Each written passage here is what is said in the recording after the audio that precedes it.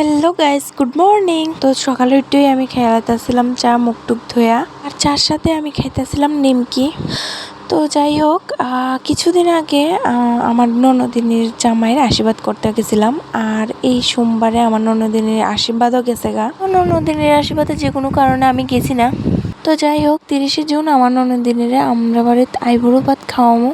তো এর লেগে এই সব কিছু রেডি টেডি হইতে আসছিল, আর এদিকে আমি স্নান করে আয়া পড়ছিলাম, আর এর মধ্যেই আমি রিমিরে আর আয়ুষিরও খাওয়াই লাইছিলাম। আর তোমাদের দাদা কালকে রাতেই বাজার করে আইনা রেখে দিছিল, আর কিছু বাজার রয়ে গেছিল, এটা আজকে সকালেই আইনা পড়বো। আর বাজার টাজার নিয়ে আয়ে এদিকে রান্নাও বয়ে দিছিল, আর আমার শাশুড়ি, আমি আর আমার যা আমরা আগায় টাগায় দিতে আসছিলাম, আর আমার জামাই এদিকে বাকি রান্না টান্না করে লাইতেছিল। আর এদিকে দেখো সব কাটাকুটি কিন্তু হয়ে গেছিল গা, আর এদিকে দেখো ভাজাভুজি সব কমপ্লিট, আর সব কিছু যেহেতু রেডি হয়ে গেছে গা, এদিকে আমি ভাত লয়ে বয়ে গেছিলাম গা। তো আমি লইছিলাম ডাল, 5 রকমের মিক্স ডাল আছিল, এখানে রাজমা আর আরও কি মিক্স ডাল আছিল।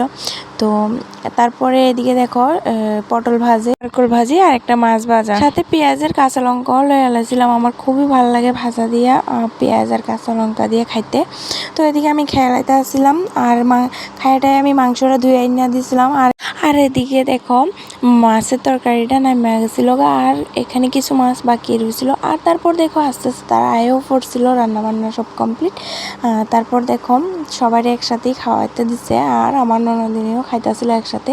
তারপর কিছুক্ষণ আমি রিমির সাথে খেলা করতেছিলাম, আর আয়ুষী তার সাথে এদিকে কথা কইতাছিল, বলতে খেলাধুলা করতেছিল। আর আমার ননদিনী জামাই আশীর্বাদ হয়ে গেছে গা, আর বিয়ে বেশি দেরি নাই, সামনে সোমবারেই তো বিয়ে। দেখতে দেখতে দিনটি পারও হয়ে যেতেছে গা। খাওয়া দাওয়া করে সবাই একসাথে কথাবার্তা কইতে আসছিল, এতক্ষণে সন্ধ্যা হয়ে গেছিল গা। আমি এদিকে বয়ে দিছিলাম চা।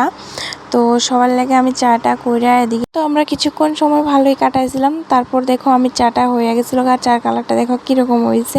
তো প্রথমেই যাই দেখো আমি তোমাদের দাদারা দিয়েছিলাম, তারপর আমি সবাই দিয়েছিলাম, ওইটা জায়গাটা আর ক্যামেরা করলাম না।